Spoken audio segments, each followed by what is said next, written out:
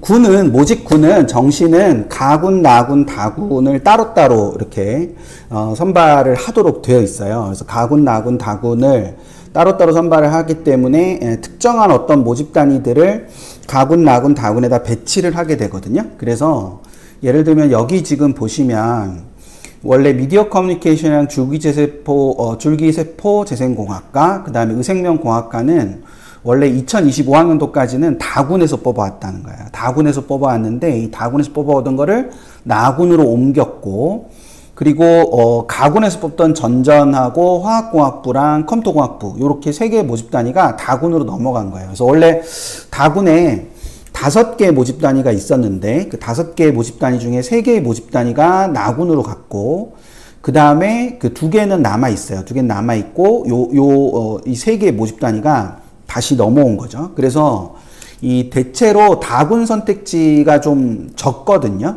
다군이 좀 덜 뽑아요. 다군을 좀 덜 뽑는 이런 상황들이 좀 생기는데, 다군 선택지가 좀 증가를 해서 그 인문계열은 없고 다군 선택지가 전체적으로 증가를 했다라는 거, 이제 그런 차이가 좀 있다라는 게 특징이다. 그래서 우리가 보통은 다군이 없다고 이제 많이 입시를 이제 치러보신 선배들께서는 다군에 쓸 데가 없다 이런 말씀들 많이 하시거든요. 근데 그 다군이 기본적으로 요렇게 좀 생겨나면서 요런 특징들이 좀 있습니다. 그러니까 지지난주 잘 떠올려 보시면 제가 무슨 말씀을 드렸냐면, 다군 모집 단위들이 좀 많아졌다라고 얘기를 했어요. 다군 모집 단위들이. 다군 모집 단위들이 특히 이제 무전공 모집 단위들을 다군에다 갖다 놓는 쪽이 많이 있거든요. 지금 현재는 뭐 중앙대랑 성대 일부 정도만 다군에서 모집을 하고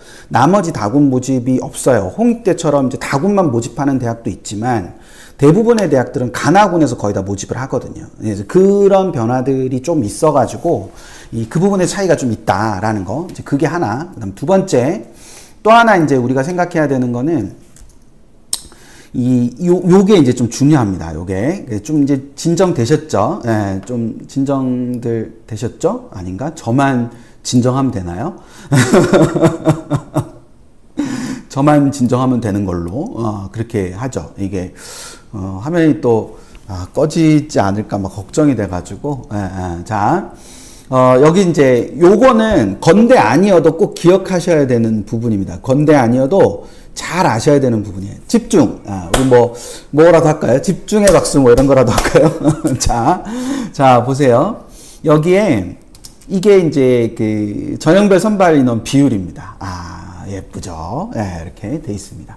그래서 실기를 빼고 14.9%가 지역균형, 교과 전형, 그 다음에 자기 추천이 종합 전형이죠. 자기 추천 전형이 29.2%, 그 다음에 논술 우수자가 10.9%, 그리고 일반 학생 정시 수능 일반 학생 전형이 45% 이렇게 되어 있습니다.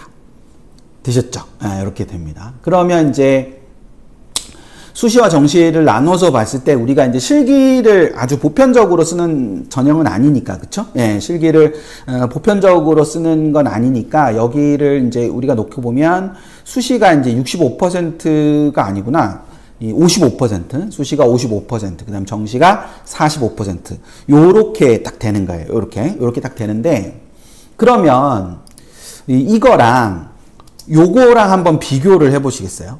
제가 뭐를 말하고 싶은 건지를 한번 비교를 한번 해보세요. 이 위에 거랑 밑에 거랑을 비교를 한번 잘 해보세요.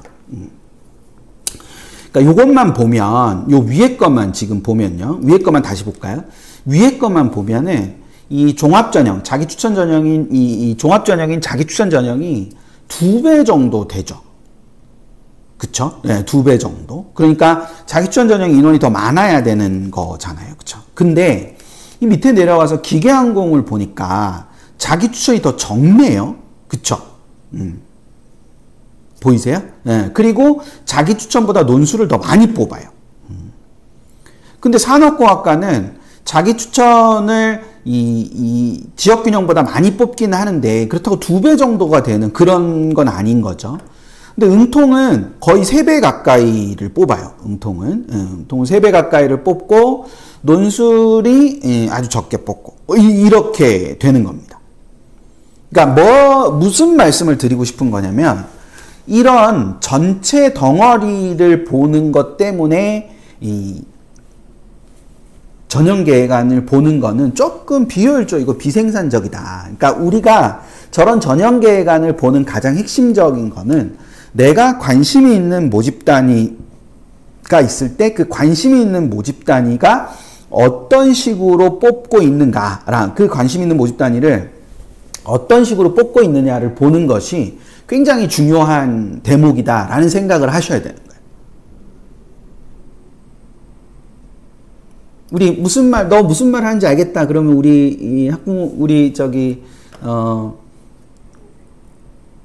오랜만에 입금 들으시는 분들, 제가 이거 딱 이렇게 하면 뭘 해야 된다고 제가, 이벤, 그렇죠.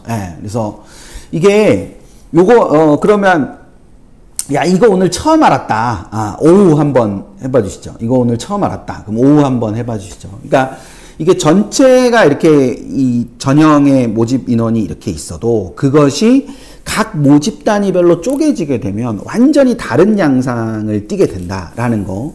이제 그걸 좀 생각을 해 보시고, 그래서 이게 어떤 특정한 모집 단위를 중심으로 이걸 보는 게 되게 중요하구나 라는 거. 이제 그걸 제발 꼭 인식을 했으면 좋겠다.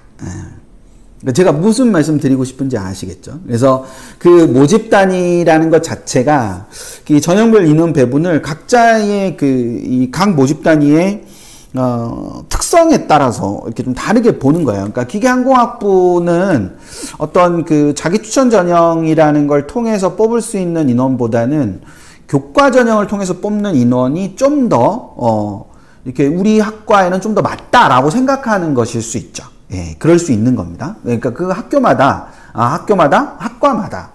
모집 단위마다 그걸 다르게 생각하는 거기 때문에 그 부분을 생각을 해두시면 될 거예요. 또 하나, 건대에서 또 하나 챙겨볼 거는 학생부 교과 위주 전형에서 보면은 이렇게 돼 있어요. 교과 정성 30%라고 되어 있습니다. 교과 정성 30%.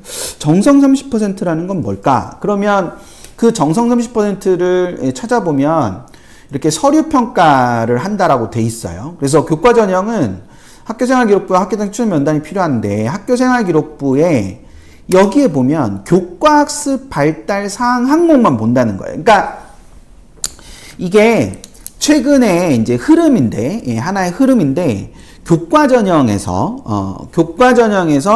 이 정성평가를 집어넣는 대학들이 많아졌습니다.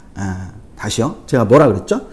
우리 선배 학부모님들 좀 마음이 그래도 조금 편하시니까 이렇게 다시 한번 물론 잘 써주고 계시지만 한 번 더 제가 부탁드릴게요. 제가 좀 전에 뭐라 그랬냐면 학생부 교과 전형에서 학생부 정성평가를 하는 대학의 숫자가 늘어가고 있다라는 게 최근의 흐름이다라고 말씀을 드렸어요. 근데 그 최근의 흐름에서의 그 부분에서 이 정성평가 부분을 학생부 전체를 보는 게 아니라 교과학습 발달 상황이라고 이렇게 명확하게 표현하고 있는 대학들이 있단 말이에요. 그러니까 학생부 전체를 보는 게 아니라 교과학습 발달 사항에 있는 서술 부분만 볼 거예요. 그럼 그 교과학습 발달 사항에 있는 서술 부분이라는 게 뭘 말하는 거예요? 교과학습 발달 사항에 있는 서술 부분이라는 게 뭘 말하는 겁니까? 그렇죠.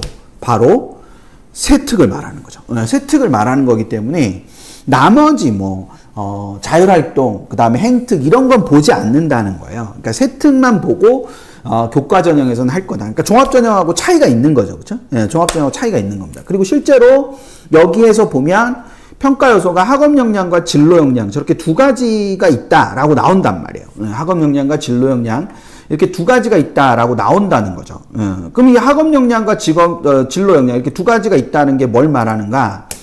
종합 전형은 학업 역량과 진로 역량과 공동체 역량을 다 볼 것인데 이렇게 세 가지를 다 볼 것인데 이 교과 전형에서 서류 평가를 하면 정성 평가를 하면 공동체 역량은 없고 그냥 학업 역량과 진로 역량만 본다 이 말이에요. 그럼 뭔가 이렇게 명확하게 나뉘어지는 거를 아실 수 있죠. 그렇죠? 지금은 그래서 우리 애가 뭘 해야 되냐 해서 조금 벗어나갖고, 전체적인 것에 대해서 이해를 하시는 거예요. 전체적인 것에 대해서 이해를 하시는 거라서, 그래서 우리 애 뭐 어떻게 하라고 그 생각보다는 요거에 대항의 이러한 생각들을 이해하려는데 좀 더 초점을 많이 맞추시면 좋겠어요. 예, 그래서 그렇게 되는 겁니다. 그래서 여기서처럼 세부 평가 기준에 대한 확인을 하시는 게 무엇보다도 중요하다라는 거, 이제 그거를 생각을 전체적으로 해두시면 될 거다. 그래서 건대는 이제 수시 부분에서 큰 변화들이 없고 정시에서 군변동만 좀 있기 때문에 그 군변동 좀 있는 것에 대해서 말씀을 드렸고, 그다음 또 하나는 이 아주 중요한 이 앞장에서 되게 중요한 게 있었죠. 그러니까 어떤 각 전형별로 모집 인원이 통으로 존재하는데 그것이 이 개별적인 모집 단위로 내려왔을 때는 그 비율이 맞지 않을 수 있다라는 거, 이제 그거를 잘 생각을 해두시면서 그것까지 좀 살펴보겠다라고 생각을 해두시면 될 거예요. 되셨죠? 예, 예. 경희대 같은 경우는 이제 변화가 좀 있어요. 지역균형 전형의 지원 자격이 확대가 됐어요. 이게 뭐냐면은 자, 요게 2026학년도와 2025학년도의 전형 계획안을 같이 제가 이렇게 딱 이렇게 해놨어요. 두 개를. 예. 되셨죠? 지원 자격. 뭐가 달라졌는지 빨리 찾아보세요. 뭐가 달라졌는지. 제가 이렇게 안 쓰고 이렇게 캡처해서 보여드리는 이유도 말씀드렸었죠. 예, 자꾸 이거 익숙해지셔야 된다고. 뭐가 달라졌죠? 제가 분명히 지역균형 전형에 지원 자격이 확대됐다고 하고 두 개를 따로따로 보여드렸잖아요. 지금 2026하고 2025하고를 따로따로 보여드렸어요. 예, 그렇죠. 블레스님 잘 보셨네요. 그쵸? 여기거든요. 졸업, 괄호, 예정, 괄호 닫고 자. 여기는 졸업 예정자. 이렇게 돼 있어요. 그러니까 여기는 졸업 예정. 그러니까 졸업자와 졸업 예정자가 모두 되는 거고, 여기는 졸업 예정자만 되는 거예요. 그러니까 2025학년도까지는 졸업자는 쓸 수가 없었던 거죠. 그런데 2026학년도부터는 졸업 예정자뿐만 아니라 졸업자도 쓸 수 있게 되는 걸로 변화가 됐다라는 걸 알 수가 있는 거죠. 그러니까 저기서 경희대만 보는 게 아니라 다른 대학을 보더라도 저렇게 적혀 있을 수 있단 말이에요. 졸업 예정자라고 적혀 있을 수 있고, 졸업 괄호 열고 예정 괄호 닫고 자 이렇게 적혀 있을 수 있다. 그럼 졸업 괄호 열고 예정 괄호 닫고 자라고 돼 있으면 이거는 졸업생들이 다 쓸 수 있다는 거구나 라고 해 두시면 된다라는 거죠. 되셨죠? 근데 이제 졸업생이 다 쓸 수 있는 게 아니고 2024년 2월 이후기 때문에 재수생까지만 쓸 수 있는 거예요. 아니다. 올해잖아. 삼수생. 예, 그러니까 삼수생까지 쓸 수 있는 거죠. 삼수생. 예, 2024학년도 4년 2월 이후 졸업이니까 5년 졸업, 6년 졸업. 그러니까 삼수생까지 쓸 수 있는 겁니다. 삼수생까지. 예. 올해 고2 친구들은 26년 2월에 졸업하는 거잖아요. 그쵸? 26년 2월에 졸업하는 거니까 25년, 24년, 그러니까 삼수생까지 지원이 가능한 겁니다.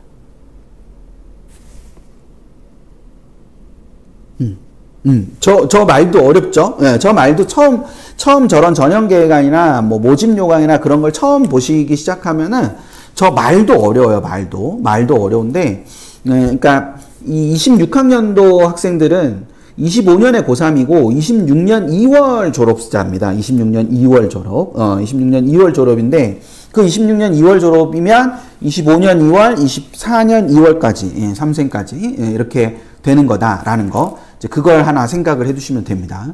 그래서 아까 이제 건대와 비슷하게 여기도 교과 종합평가 성적이라는 게 있어요. 그쵸? 예, 교과 종합평가 성적.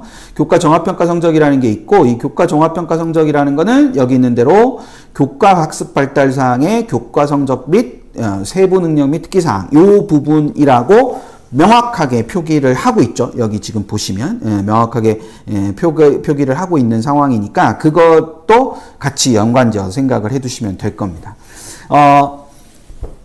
지원 자격의 확대가 뭐 경쟁률을 높일 수도 있고, 그 다음에 또 경쟁률이 높아지면 입결이 높아지고 뭐 이럴 수도 있지만, 또 한편으로 이제 교과 전형을 쓸 수 있는 친구들이 이미 다 갔다는 측면에서 보면, 그쵸? 네, 대학을 수시로 갔을 가능성도 있기 때문에 무조건 단언하기는 어렵지만, 어쨌거나 이제 지원 자격이 확대가 되면 쓸 수 있는 친구들이 좀 더 많아지는 거라고 볼 수는 있겠죠. 그래서 경쟁률이 높아질 수 있는데, 실제로 그렇게 나타날지 어떨지는 아직 멀었으니까, 그쵸? 네, 그러니까 이렇게 돼 있다라는 것도 생각을 하나 해두면 좀 도움이 될 거다라는 겁니다.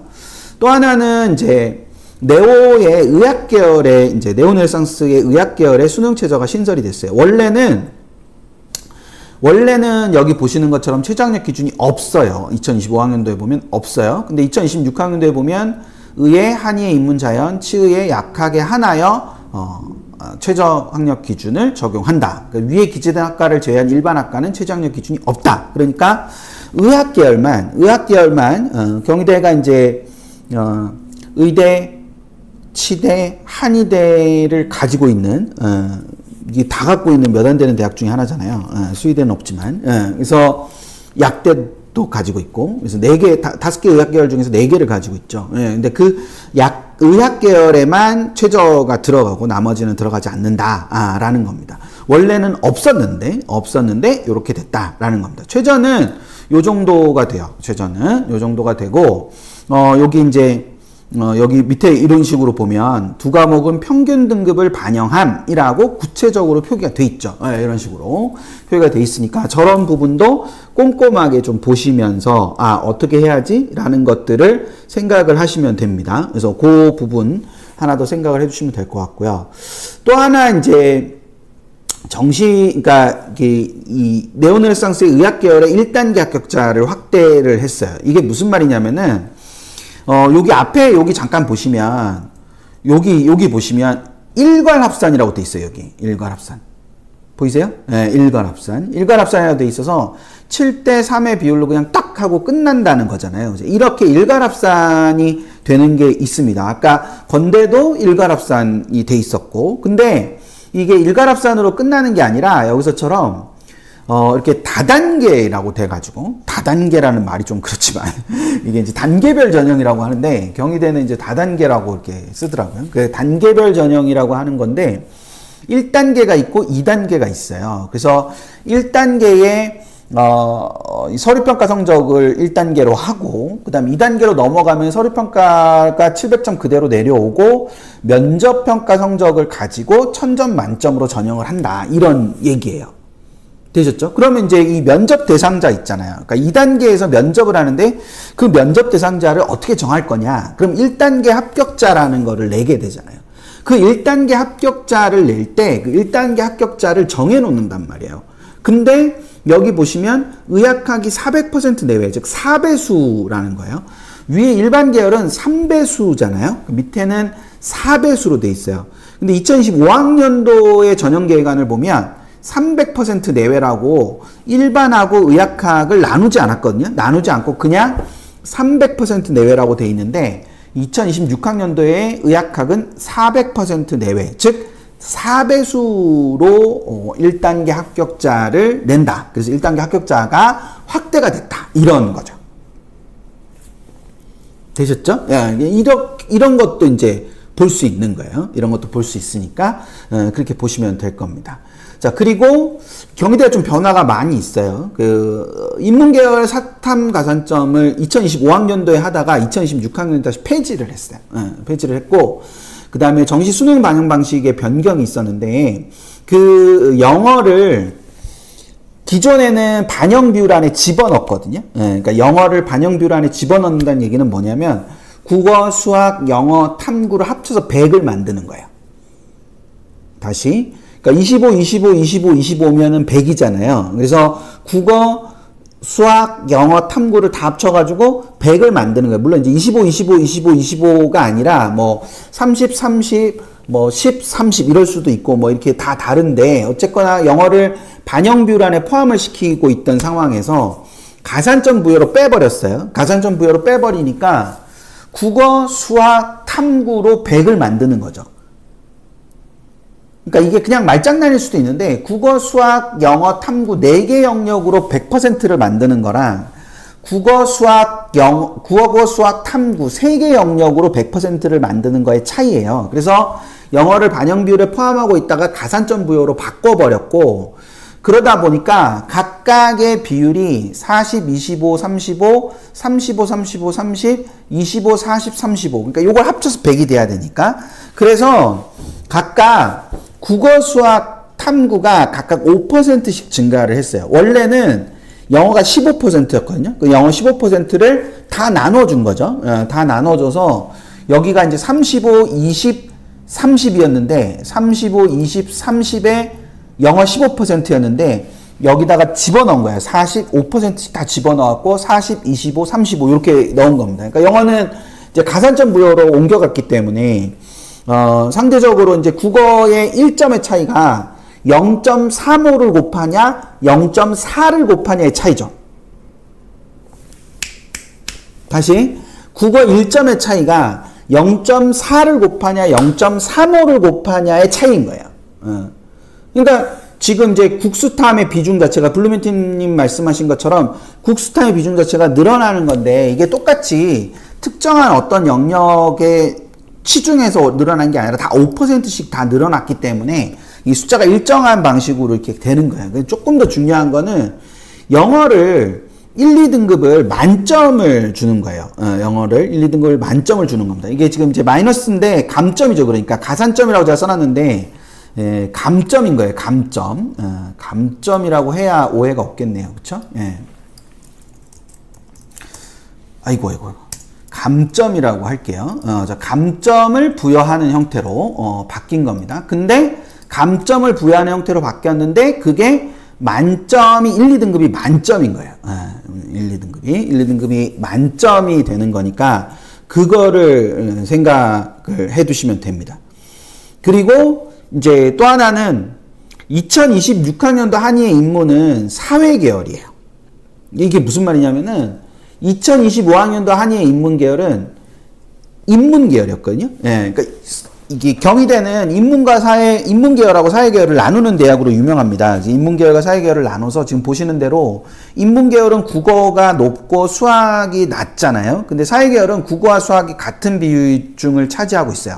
같은 비율을 가지고 있고 탐구가 더 낮죠. 그쵸? 예, 그런데 2025학년도 한의에는 인문계열에 포함되어 있지만 2026학년도 한의에는 인문은 사회계열로 포함이 된다라는 거예요. 그러니까 약간 차이가 있는 겁니다. 그래서 이 한의의 인문의 수학의 반영 비율이 더 높아졌다. 이렇게 생각을 하시면 되겠죠. 되셨죠? 이 말이 어려우셔도 그냥 나중에 또 들을 거니까 지금 이제 들으면서 스스로 세뇌를 하는 거야. 나는 알아듣고 있다. 나는 알아듣고 있다. 이렇게. 1, 2학년 학부모님들 아까 계셨죠? 1, 2학년 학부모님들 아까 계셨잖아요. 그 1, 2학년 학부모님들께서 이런 거에 대한 게 낯서시고 이러실 수 있는데 이게 자꾸 들으시면서 익숙해지시면서 앞으로 계속 이렇게 가면 되는 거니까. 그래서 원래 지금도 24학년도, 25학년도도 다 인문사회 계열이 나뉘어져 있어요. 다 나뉘어져 있는데 한의의 인문이 2025학년도에는 인문에 들어있고 2026학년도에는 사회에 들어가 있다. 이렇게 그렇게 차이가 난다라는 거를 알아두시면 돼요.